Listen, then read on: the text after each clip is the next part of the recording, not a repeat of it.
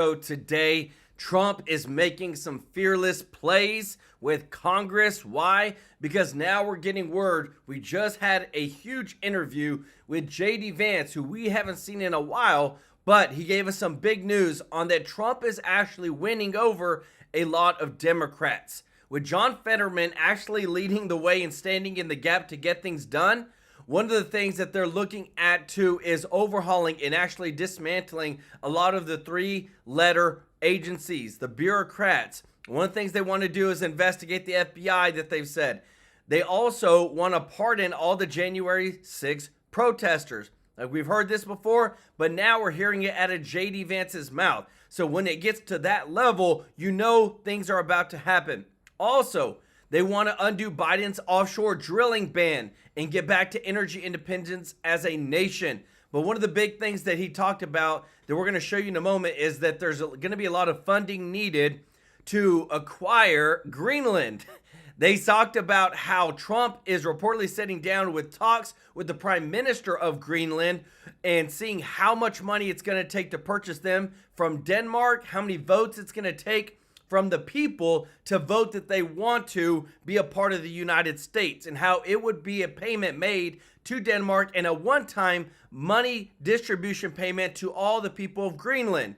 So big news, guys. Not playing around. We also have it where J.D. Vance, who also said in the first 100 days, the confirmation hearings are super important that are going to be happening this week, and how they've been getting some votes from Democrats because there are some Republicans who are actually opposing some of Donald Trump's cabinet picks.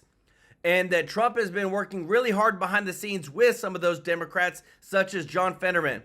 We also have special counsel Jack Smith, who was finally resigning. And I'm telling you, this was a guy who was sent by Biden to go after Trump, who even tampered with evidence to the third degree, which is a felony.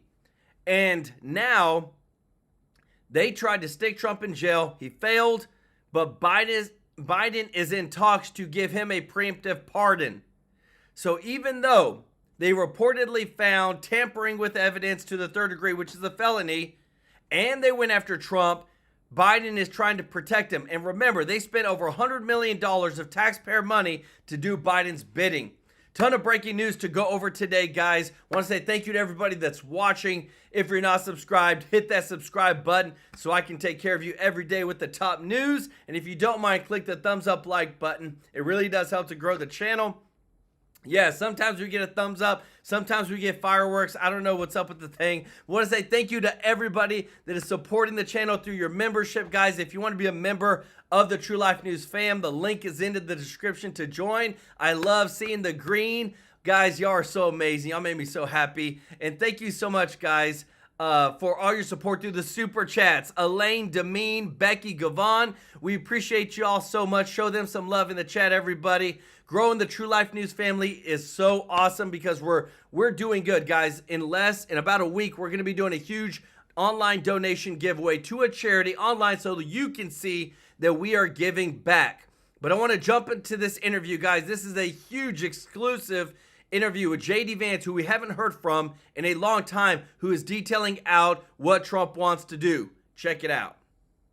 But the thing that united us is just this basic idea that, yes, government should be smaller, but when government does the things that it should do, it ought to do them well. And that's one of the things that President Trump and I are going to fight to get back to. So President Biden is doing what he can on his way out the door on a number of issues, and critics would say some of those appear to be aimed at blunting what you all might have planned. Let's talk first about immigration. Politico has this headline: Biden extends temporary status of nearly 1 million migrants ahead of Trump deportations. It says the move allows people from certain countries who currently have temporary protected status, or TPS, to renew work permits and deportation protections, extending the program for El Salvador until March 2026 and Sudan, Ukraine, and Venezuela until October of 26. How does President Trump plan to handle these last-minute things, and what are his own executive actions planned, especially with regard to the border on day one? Yeah, so Shannon, if you step back a little bit, I do think it's important to reiterate that not just on the border, but on a whole host of issues, President Biden has left us an absolute dumpster fire. Now, we're excited to get to work, but we need to be open and honest about the fact that President Biden has not left the next administration in a good place, right? FEMA's funds are depleted. Yep. We have a wide open southern border. Oil is going through the roof. Bond yields went from 4.1% to 4.8% in a month. And that's on top of the fact that President Biden has been running the largest peacetime deficits in the history of this country. So we've got a lot of debt, a lot of problems, and a wide open southern border. And thank God that Donald Trump takes office in a week and a half, because we need somebody to actually govern this country effectively.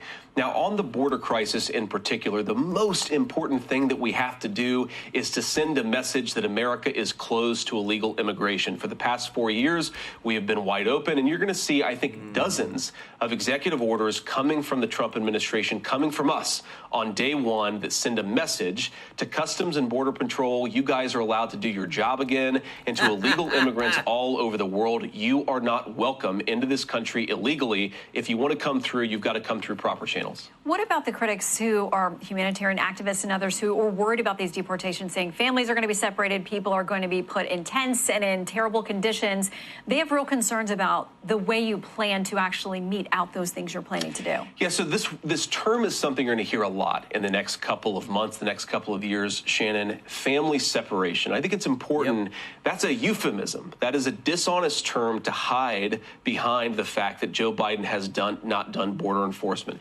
If you say, for example, in the United States, we have a guy who's convicted of a violent crime and has to go to prison, we want that guy to go to prison. But yes, it does mean that that guy is going to be separated from his family. That is the consequence of committing violence upon your fellow citizens. If you come into this country illegally, you need to go back home. You need to have basic law enforcement. And what the Democrats are going to do is they're going to hide behind this. They're going to say that this is all about compassion for families.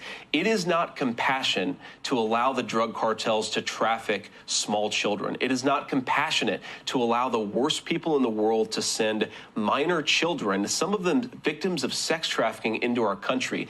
That is the real humanitarian crisis at the border. You're not going to exacerbate it through law enforcement. You're going to fix it through law enforcement, and that's what Donald Trump is going to do. But fair to say those egregious things that you cite that I would think all Americans are against. Sure. That's a small fraction of the millions of people who are here, who have built lives. Many of them have been here for decades. So you do have hundreds of thousands, maybe even 1 million people who, in addition to crossing into the border illegally, have also committed some measure of violent crime. So it's actually a very large number of people, Shannon. And the point is that if you want to fix the overall border crisis, you have to engage in law enforcement. We can't buy into this lie, really, from the extreme left, because I agree with you. Most Americans want common sense border enforcement. We can't buy into this lie that law enforcement at the American southern border is somehow not compassionate to families who want to cross illegally. Our number one responsibility is compassion to our fellow Americans, and that starts with enforcing the southern border. You cannot have a country of law and order, of stability, of basic good governance, unless you get control of what Biden has left us at the American southern border, and President Trump is committed to doing it on day one. You talk about what he's left. Guys, let me tell you this. Big, big, big. This is big stuff. So already people are putting out that we showed you that Trump's borders are. Tom Homan says the administration is considering setting up a hotline to allow Americans to report illegal migrants suspected of committing crimes. Well, guess what? They're also putting out more things. Sarah Sanders has introduced legislation to ban illegal immigrants from receiving public benefits. Because yes, everybody, if you didn't know, if you're an illegal immigrant, you can still sign up for welfare, health care, housing assistance. You get free internet, you get food stamps, all free on the taxpayer's dime, even though you are here illegally without a social security number whatsoever. This is nothing new, but it still is surprising that we're still in that state that we're at with the country. And now a lot of these lawmakers say, guess what? That's costing us hundreds of billions of dollars, and we need to fix it. One of the things too, one of the biggest states, guys, a lot of people say, well, it can't be costing that much. Let me show you this. I got to pull it back up, but I accidentally deleted it. The focus is they want to get Trump's agenda done, and now we are hearing that it is most likely going to be 2 bills proposed. So listen to this. Big MAGA meeting last night. Senator, terrific to see you. Is it one bill? Is it 2 bills? Because quite frankly, the American voters don't give a flying flip as long as you get through the MAGA agenda. You know, most people don't even know what reconciliation is. And the president is very clear he'd like one big, beautiful bill, but at the end of the day, he just wants results. He wants to make his, he doesn't, he understands what happens with executive orders, and he's going to do a tremendous amount of executive orders to undo the harmful policies that the Biden administration has in place on day one, which will give us time to go through this reconciliation package. But we want the reconciliation part so we can make those executive orders permanent, so the next administration can't just come in there and cut it. God forbid we get another person like Biden in there. So the president is very clear that he's more about results than anything, but he likes the idea of one big, quote, beautiful bill. Senator, how much of the meeting was about, like, substance and policy versus this process debate, one bill versus 2? You know, the president came in there and started leading from day one, and he really talked more about unity, making sure that all Republicans are on the same page. I really had loved his approach. Since the election, the president has been about unity. He brought up the point that, listen, we have an opportunity to grow our party. We won the Native American vote for the first time since Nixon was there by 63%. We won the labor vote for the first time in decades, right? We're expanding the party, and now the party itself needs to be unified. So he talked very highly of Mitch McConnell. He talked highly of Susan Collins and Lisa Murkowski and Capito. Had a real substance meeting saying we need to be on the same page. I'm willing to work with you guys. I'm willing to put everything behind that might have happened in my first administration and move forward to deliver for the American people. And that was the tone of the meeting, and it was the right tone for us. Right. And then we got into substance about reconciliation, about what his executive orders looking like on January 20th, and it was probably the best meeting we could have possibly had at the time. And there was a report, 100 executive orders coming out of President Trump. Did he mention that number? Yes, he said we're right at 100. Here's what you have, Dagan, is you have a president that's served before, so he knows exactly what he needs to do on day one. So it's unlike anything we've seen before, because he's going to pick up where he left off, but first he has to undo everything that the disastrous Biden administration did, and that's what the executive orders put in place. So he went through those executive orders with us, but literally he said by 4 o'clock on January 20th, this country is going to be headed in a different direction with national security issues, with border security, with energy, and with the economy when it deals with regulations, which is what we need to do. Let's get started. Senator, on the other side of the aisle, Chuck Schumer laying out some of the Democrats' priorities moving forward. Let's watch this. If Republicans want to join us and not just help those at the very top, we stand ready to work with them. Oh, I hate that guy. But our guy. promise to Republicans comes with a warning. Democrats will not hesitate to fight back if Republicans use their new majorities to make life more expensive for the working families of this country. If Donald Trump and Republicans use their new majorities to push the same old GOP policies of tax cuts for the very rich, cuts to health care, trickle-down economics, Democrats will fight back. I'm sorry to interrupt, but you know what I really hate is, I don't hate anybody, but I take that back. I hate the policies that they stand for, because you're literally he's literally saying they want to make things more expensive for the American family, when for the past 4 years, they raised inflation and things got over 22% on average more expensive from the Democrats. And yet they stand behind the podium and say the truth of, oh, we're fighting for the working class people. No, that's why you lost. Earlier talking points there, Senator. Yeah. Your reaction? Yeah, Guy, that is so ridiculous because to say they're willing to work with us, they didn't do that the last 4 years. To say that they weaponized, or we're going to weaponize the majority that we've gained, and we're going to increase wages or increase costs for the families out there. That's exactly what they did. Everything that he said is exactly what is exactly why the American people voted them out of office. It's like they're completely tone deaf and doesn't even realize what just took place November 5th. The administration did everything that he said he's going to fight for. Now, where have you been in the last 4 years, Chuck? Right. We crushed you. We inflicted financial pain and suffering on your family, and you just don't know how good you have it. Those are the Democrats. Right. Senator Markwayne Mullin. Guys, let me tell you this. Like, the infighting, you're hearing this. Look, I told you I'd show you this in a moment. California is spending $2.6 billion per year just on health care for illegal aliens. And some of this money is coming from people all across the United States because they get federal funding. Billions of dollars of federal funding. Listen to this. But the thing is, for sanctuary cities and states, they complain about the cost, but they continue to add services. I want to show you California. As of yesterday, California has added a health care benefit for migrants. They are now going to extend free health care to migrants between the ages of 26 and 49. That's going to cover 700,000 additional people and cost the state $2.6 billion each year. Now, that's added onto that's added onto California's deficit, which is already $68 billion. But the thing is, see that, guys? They take the taxpayer dollars. They're trying to turn them into citizens. It's literally so backwards. Usually, you become a citizen and you get the benefits.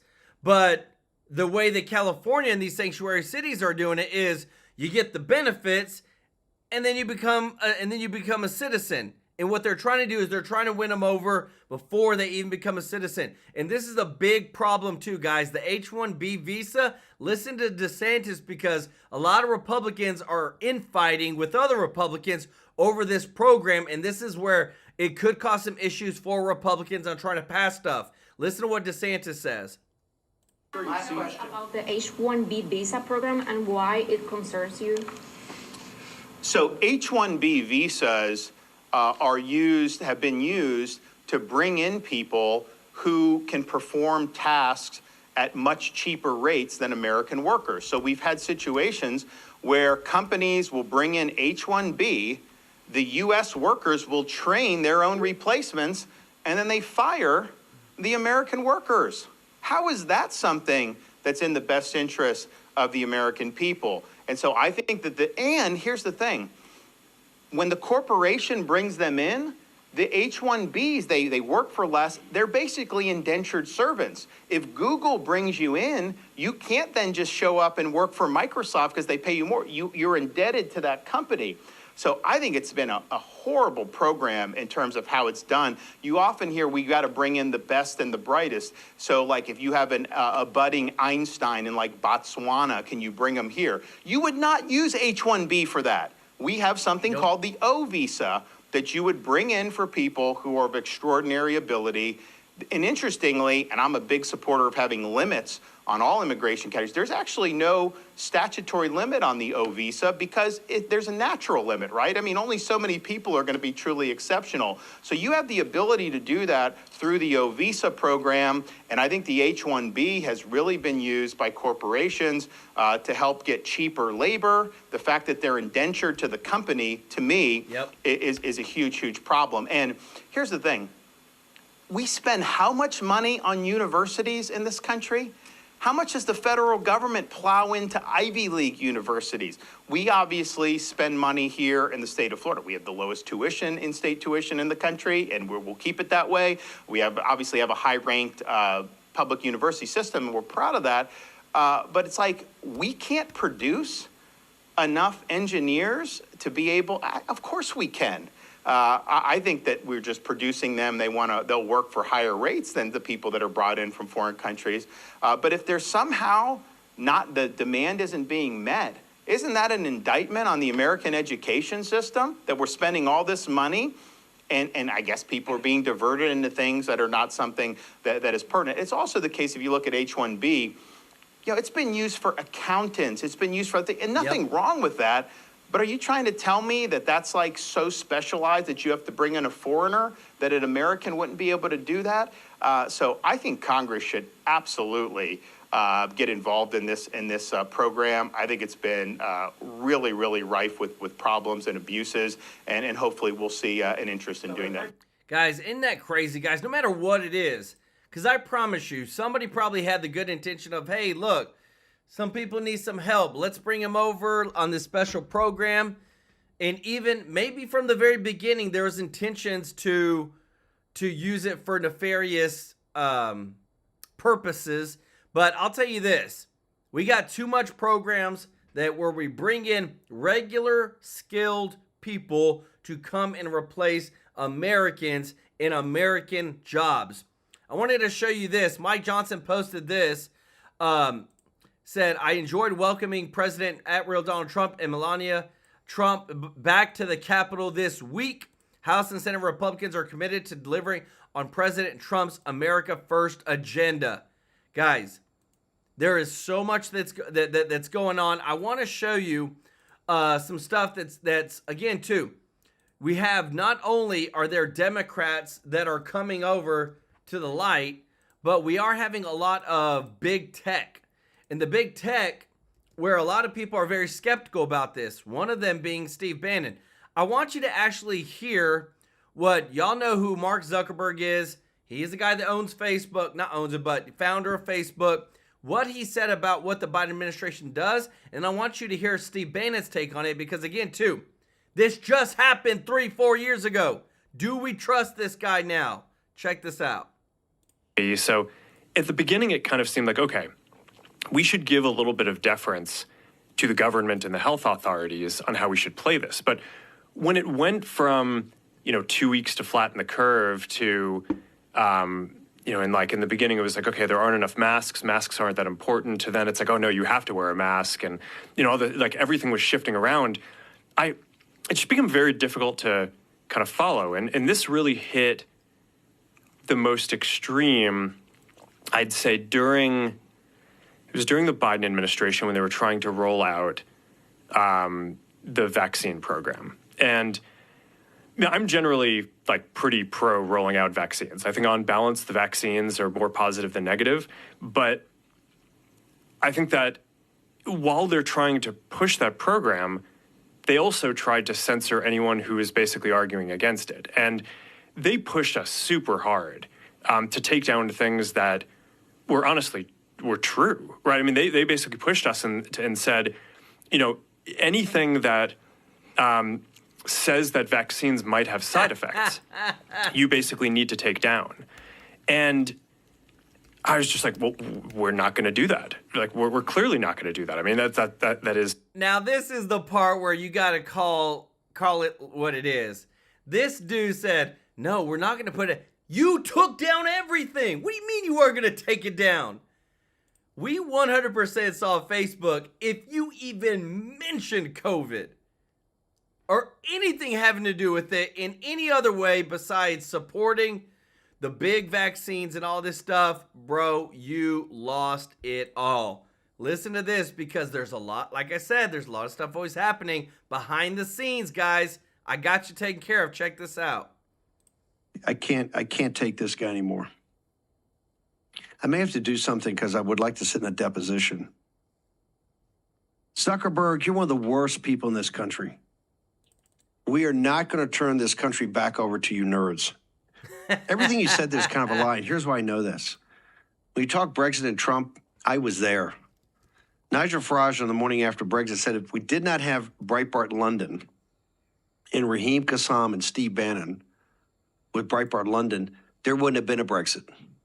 Because the reason I started Breitbart London was because of years before of what it would culminate in Brexit. Why? Because the Daily Telegraph, the conservative paper, had, they were wimps. They were controlled opposition. You needed a hammer. In Raheem Kassam, we had a hammer. In James Delingpole, the great James Delingpole, we had a hammer. That's why I started it. In the 2016 campaign, this started long before that. Everything he said right there is a lie. That's all spin. This started much earlier than that. Back in 2015, remember he got all the conservative guys together except for Breitbart because they were rising in power and we were using Facebook. Now, we had to kind of buy ads, but we used it. That's why later he got so much grief. How did you let Breitbart become so powerful? Hey, dude, we thought your system threw better than you. And then he left out one thing, it's Brexit and Trump. And, I didn't think Trump should win. I heard the authorities, and it was 2020. Excuse me, it was the pandemic in 2020. You left out one big thing, dude. What'd you leave out, Mark? Rogan, if you knew the deal, what'd you leave out, Zuckerberg? What'd you leave out? Oh, the 2020 election. Yep. Put up the hill. We were banned and taken down. And I remember we built this show off of Facebook. It was one AM radio station, our Facebook account, and then Real America's Voice picked us up back in 2019. Facebook was essential to actually getting the message out at the time. We were banned on the 11th day of the 10th day of November. Oh, let me think. 3 November. Yeah, it was a week. For putting out false information. Everything we said, dude, was about the stealing of that election that was stolen. And that's why you took us down. And that's why you tried to shut everybody up. After you spent $450 million of your own money to defeat Trump. Yep. Zuckerberg, we know we've forgotten more about your acts than you even remember. You are guilty, sir, I think, of crimes, major crimes, but certainly major civil litigation.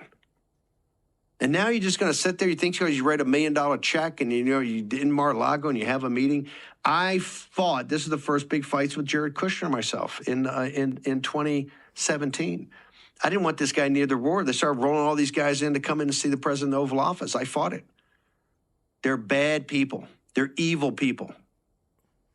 It's nerd rule. They're all on the spectrum. They don't think like normal human beings. They're not empathetic. They're all kind of sociopaths. They only think about how much money they create. They don't know how to interact. They're all weird, get that blank stare. Now he's all macho. He's taking his kung fu. What's he taking? Kung fu, and he's going to UFC fights, and he's walking in. He's got Dana White on the board. Doesn't change it. Does not change it, man. Does not change it. You're a nerd. You're a nerd. You want nerd rule. Can't happen. Populist economics deals with breaking all these companies up. Google broken up. Twitter broken up. Facebook broken up. You've got to take this power, this concentrated political power they have because they're monopolies. Should be no monopolies. Break it up and let entrepreneurs, let 1,000 flowers bloom. Sorry about the music, guys. If we don't do that, these are big fights. I understand. People say, well, Bannon, nobody supports your raising taxes on the thing. One of the reporters went around the House yesterday. There weren't a lot of guys saying, yeah, we'd love that. And there are not a lot of them going to support doing this. I got it. I've started a lot of projects when nobody was there. We're going to break these guys up. We have to bring them to their knees. They're too powerful. They're sociopaths. They're liars. They want to control this country, and they think the working class and middle class people, they think the citizens of this country are nothing but garbage and trash. Or digital beings that you could just take their data, monetize it, and give a fare thee well. Yep. This is the great fight we have in front of us, folks. It's okay. It's a fight I relish. I'm down for it. Big. And if that's what we got to face, wimps like that, you can hire all the lawyers in the world, all the investment bankers in the world, all the media consultants in the world. You hire them all. I give a damn. Hire it all. Because we're coming and we're going to break it all up. Let's see how tough they are then. Stone cold lies, right to Rogan. Stone cold lies. Disgusting. Guys, I'm telling you, man. Look, Bongino, I love it, guys. I love that Bannon is out here in the war room. But Bongino, Steve Bannon, bringing it out, bringing the real stuff, guys. I want to show you this, guys, because Jack Smith resigned over the weekend. He's not going to be a special counsel anymore for the DOJ. But there was reportedly things that there was evidence tampering in the 3rd degree, which is a felony. and all this stuff right here to try to get Trump in jail. And now that he's resigning, one of the things that we're about to hear, especially from J.D. Vance, is what they're going to do about a lot of this lawfare. But I want you to listen to this first, too, because I'm telling you what, I cannot wait for Money Cash Patel to come in and clean house. Listen to this. Jack Smith has just been exposed by Judge Cannon of doing what? Lying to a federal court. These guys keep doing it. The judge just unsealed documents in the Jack Smith case down in Florida, which says the prosecutors themselves have admitted to tampering with evidence, to moving the very boxes from one location outside of D.C. to South Florida before they ever even charged Donald Trump. How in the world can you not be prosecuting and charging these constitutional gangsters that are at DOJ? And they learn it from the same place, the top down, the same AGs, the same DAGs, the same FBI directors who are cheering them on. I hope Judge Cannon, he's an actual fun legal thing that should actually be occurring. Judge Cannon should be implementing actual contempt proceedings against Jack Smith and the Department of Justice for lying to a federal judge and withholding evidence of exclusion and innocence from Donald Trump. Those contempt proceedings. Oh, come on. Righteous, and I'd like to see those. Maybe we could put Jack Smith in prison. You hear that, guys? And who's going to be the very guy who can do that? It's going to be Cash Patel. He's going to have the position, FBI director, to investigate and make sure that people know the truth. But what I love is that he's passionate about just serving America, putting America first, and getting away from all this lawfare. But I want you to check this out, this additional piece out too, from our boy J.D. Vance. There was a robust report out of December on jobs. Unemployment down to 4.1%. President Biden says his policy decisions are finally paying off. Here's a bit of more he said on Friday. Sure. After decades of trickle-down economics that primarily benefited those at the very top, Kamala and I and our administration have written a new playbook that's growing the economy from the middle out and the bottom up that benefits everyone. The new playbook is working. Okay, so the December numbers were good. What kind of credit do you give him? Well, look, first of all, I wish Joe Biden all the best, but the fact is he has left us dumpster fire, not just at the border, but also with the economy. First of all, we know that prices are way too high for many Americans. We have to work every single day to stabilize prices for American families. But Shannon, everything that he's bragging about ignores the fact that he has added trillions and trillions of dollars to the federal debt during a time of peace. He has left us with bond yields, meaning how are we going to finance that debt? We have to sell Treasury bonds. And the Treasury bonds have gotten more expensive because of Joe Biden's policies. So you go issue after issue. Oil prices are now shooting through the roof in the final 2 months of Joe Biden's administration, in part because of decisions that Joe Biden has made over the last few weeks. He actually hasn't left the American people in good economic condition. That's why they made Donald J. Trump the president-elect of the United States. So we've got a lot of work to do. I remain fundamentally, and you know this, Shannon, I'll always be an optimist about our country, but I think that that optimism has to start with a bit of realism. And the real truth is that Joe Biden has left us a dumpster fire. Donald Trump is going to have to put it out, but he's good at doing that. Okay, we're going to try to get through a lightning round so I can get to a few more things with you. January 6th pardons, President Trump says there's a process. Where is the line drawn on who will and wouldn't be considered for a pardon? I think it's very simple. Look, if you protested peacefully on January the 6th and you've had Merrick Garland's Department of Justice treat you like a gang member, you should be pardoned. If you committed violence on that day, obviously you shouldn't be pardoned. And there's a little bit of a gray area there, but we're very much committed to seeing the equal administration of law. And there are a lot of people, we think, in the wake of January the 6th who were prosecuted unfairly. We need to rectify that. All right, the president has talked about the Middle East. You're going to inherit a situation in Gaza that's an ongoing conflict. There are, we think, roughly 100 hostages still in Hamas control. Here's what he said on Tuesday. Echoes what he's been saying. If those hostages aren't back, I don't want to hurt your negotiation. If they're not back by the time I get into office, all hell will break out in the Middle East. Can you elaborate? And it will not be good for Hamas, and it will not be good, frankly, for anyone. What does that mean practically? All hell's going to break loose. And any update, Steve Witkoff back over in the region trying to negotiate a deal? Yes, first of all, Steve Witkoff is a great guy. He's doing a great job over there. And I think the president, if you talk to world leaders, it's very clear that President Trump threatening Hamas and making it clear that there is going to be hell to pay is part of the reason why we've made progress on getting some hostages out. We're hopeful there's going to be a deal that's struck towards the very end of Biden's administration, maybe the last day or two. But regardless of when that deal is struck, it will be because people are terrified that there are going to be consequences for Hamas. Now, what does that look like? I think, number one, it means enabling the Israelis to knock out the final couple of battalions of Hamas and their leadership. It means very aggressive sanctions and financial penalties on those who are supporting terrorist organizations in the Middle East. It means actually doing the job of American leadership, which Donald Trump did very well for 4 years, and he's going to do very well for the next 4 years. What's the deal with Greenland and the Panama Canal? Are we using or considering use of military force in any of those situations? No, look, we don't have to use military force, Shannon. The thing that people always ignore is we already have troops in Greenland. Greenland is really important for America strategically. It has a lot of great natural resources. My friend Donald Trump Jr. was there a couple days ago, and you know what they told him?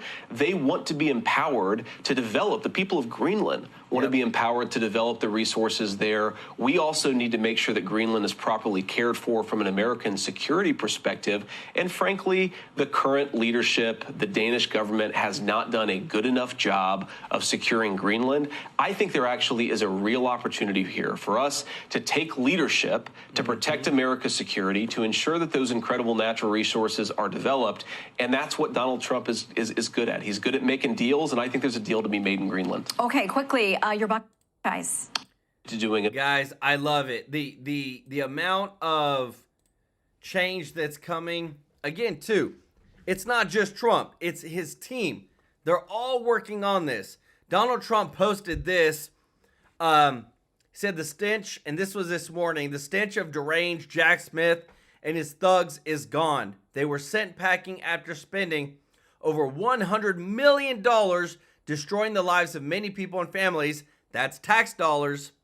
Who will never be the same again. Deranged Jack accomplished nothing except to show what complete losers my political opponents are.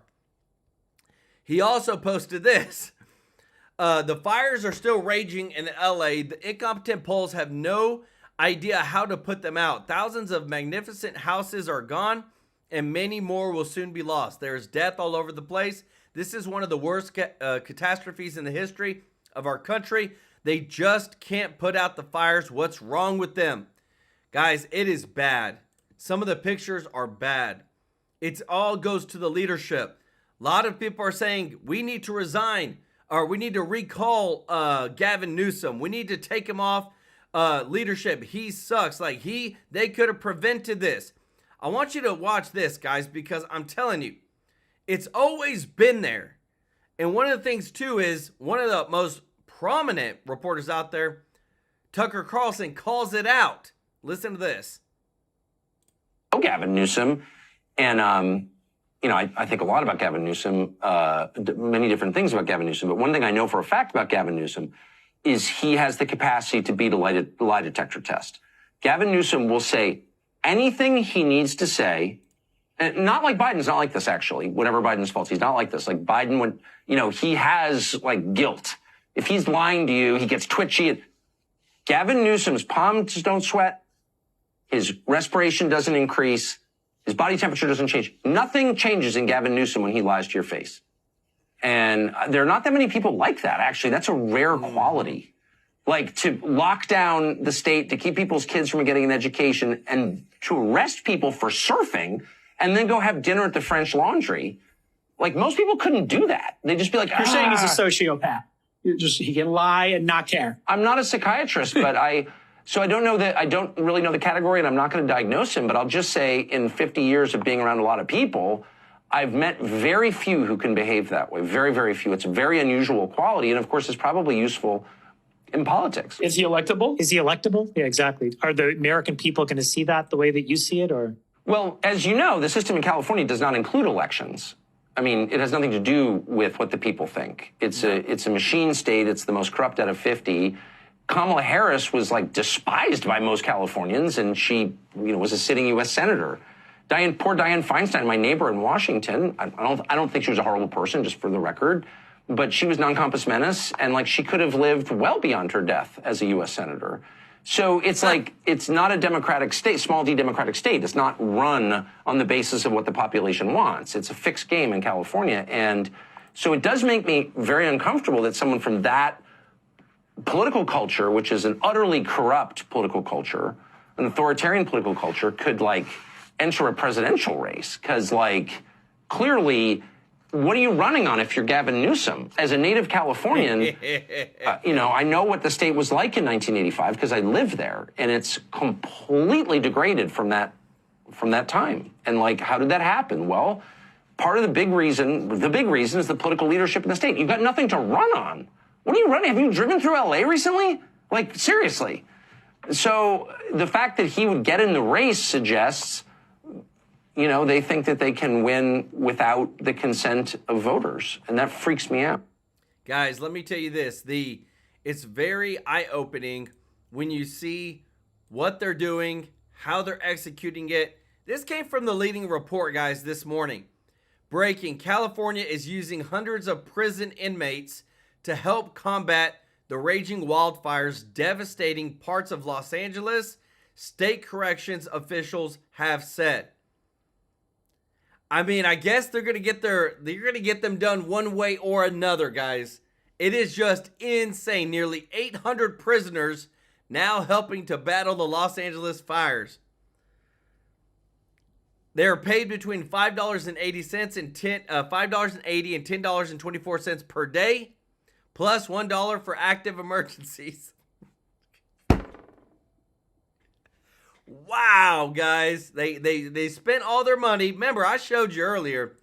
They spent all their money.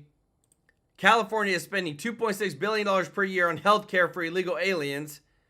They spent all their money on illegals, and now when it comes to protecting their own citizens of their state, the taxpayers, they're now cheaping out and having literally convicts come and try to protect the wildfires and paying them $5 to $10 a day. Not per hour, guys. A day. That is why we need new leadership, guys. The new hearings that are about to take place this week, I want you to listen to this because we've got some Senate confirmation hearings for all of Trump's cabinet. Check this out. Roger Marshall, who sits on both Senate Budget and Finance committees. Great to see you, Senator. Thanks so much for being here this morning. You bet, Maria. It's great to be with you. Happy New Year to you and everybody. Listen, President Trump's going to go in on day number 1 and sign 100 executive orders. But those orders go nowhere unless we get these nominees across the finish line. He signs the executive order, then these secretaries are going to help write the rules surrounding them, and then they have to implement them. And that's why it's so important that we get this ball rolling and have a bunch of these nominations ready for the president to sign on day 1. So you met with President Trump this week along with your colleagues. Did you have a chance to speak with your colleagues? Do you believe you have the votes in the Senate to actually confirm all of his nominees? Look, I hate to count my chickens before they hatch, but yes, I do. I think that they need to go through the hearing process. They're going to get beat up by the legacy media and the left as well, but I think the votes are there. And as I've interviewed these people one-on-one, they've been great communicators. They're great leaders. They're very accomplished. Yes, some of them are outside the box, but I do think we have the votes. By the way, that's what President Trump said. He wants to drain the swamp. He wants outside the box. That was the whole point. I know you have also spent a lot of time with Robert Kennedy Jr. As well as Dr. Oz in the medical field. Tell me what you've learned from that time. Well, look, I'm excited to help Dr. Oz and Bobby Jr. make America healthy again. And we're talking about what that platform looks like. And I think it starts with healthy, quality nutrition. I think it starts with addressing the chronic disease issues and really addressing this mental health crisis. So I think we're talking about, well, how do we do that? How do we make sure that all Americans have affordable access to healthy food? How do we have more affordable access to mental health? What's causing the mental health challenges? And then when it comes to treating chronic diseases, how do we treat that the best as well. And so we're trying to, put some meat on the bone, so to speak, of how we accomplish that. Yeah, and I'm glad that you've been meeting with all of these medical-related nominees. You're obviously a doctor yourself, and I did not realize, we talked about this over the weekend, 60% of Americans have chronic diseases, things like diabetes or chronic liver problems, Crohn's. These are things you could actually get ahead of with different behavior, nutrition. Yeah. So we think about chronic diseases. When I was growing up, maybe the incidence in America was 6%, and now it's 60%, whether it's diabetes or COPD or heart disease. And a lot of these we think are exacerbated, caused by our diet, as well as the toxins we're exposed to our environment. Look, about 70% of your health outcomes are determined by you. It's determined by what you eat and what you're surrounded by. By the time you come to my office as a doctor, I can impact maybe 10 or 20% of your health outcomes.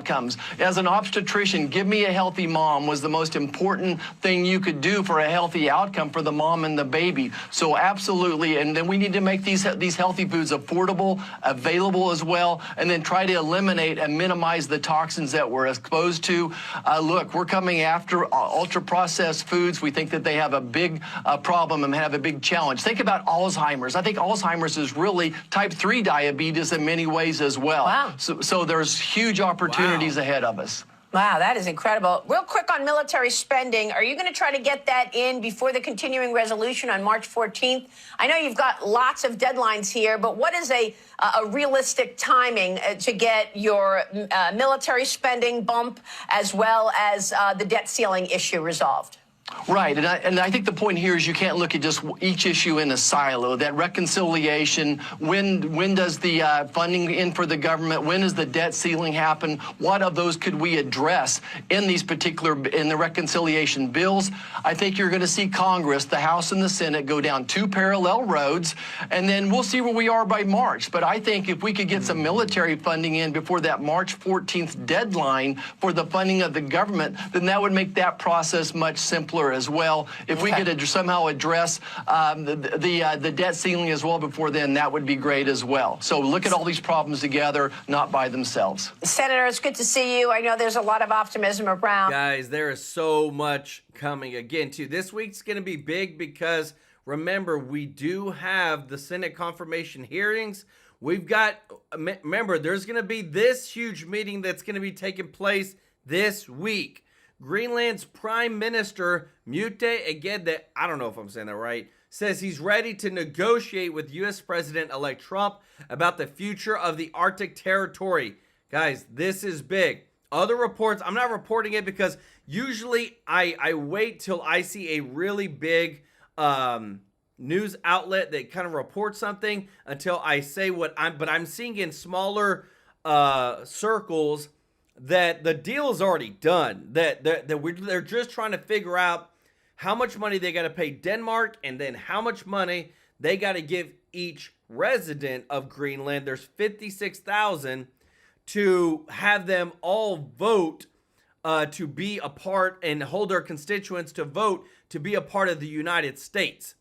Thank you so much, Robert Johnson. Welcome to the family. Let's go. And Lay Lewis for the super chat. I love it. Y'all show Lay Lewis and Robert some love in the chat, guys. Thank y'all so much for your support. The other part to this, too, that I want to show you, because Trump doesn't stop, guys. Literally posted this like minutes ago.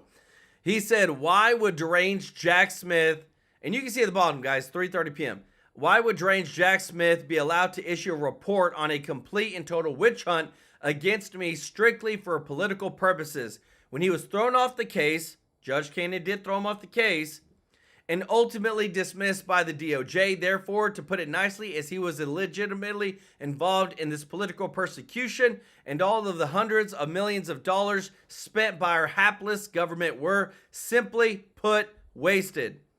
He has already filled thousands of rejected statements and documents against me, which were a joke, and the Republic just voted for me in a landslide to be their president. Guys, what do you think? Like, I'm telling you, I've got it over here.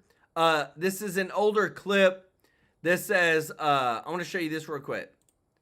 One second, because Pam Bondi, who's going to be the new defense Secretary of Defense saying she's going to go after, let me make sure, one second. Department of Justice, the prosecutor. Yeah, we're going to watch it, guys. I just got to make sure, like, whenever, like, there's news clips that I'm constantly looking at over here to bring you the most breaking news, that I got to make sure it doesn't have any music, because if it has music, then I get in trouble with YouTube.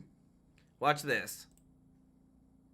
When Republicans take back the White House, you know what's going to happen? The Department of Justice, the prosecutors will be prosecuted, the bad ones. The investigators will be investigated, because the deep state, last term for President Trump, they were hiding in the shadows. But now they have a spotlight on them, and they can all be investigated. All right, so you just heard that. We're going to see a ton of investigations from Kash Patel, who you just saw, Pam Bondi, who's going to be our new Secretary of Defense, guys. It's going to be, I'm telling you, a show for the truth that is going to be coming. I want to say thank you to everybody that's watching, guys. If you are not subscribed to the True Life News channel, hit that subscribe button so I can take care of you with the top news. Guys, it's free. I'm here to support you and give you Monday through Friday, 2 shows a day, 1 on Saturday, 1 on Sunday. We are here for it. I want to say thank you so much for all your support to the members of the channel. And thank you so much to everybody that gives a super chat donation. Thank you so much, Robert Johnson, Lay Lewis. Y'all show them some love in the chat. We want to make sure every single day we get the truth to you. We are here for it, guys. We love you. Appreciate your support. And if you don't mind, click the thumbs up like button. It really does help the channel out so much with your support. We love you, and we'll see you in the next one. Take care. Bye-bye.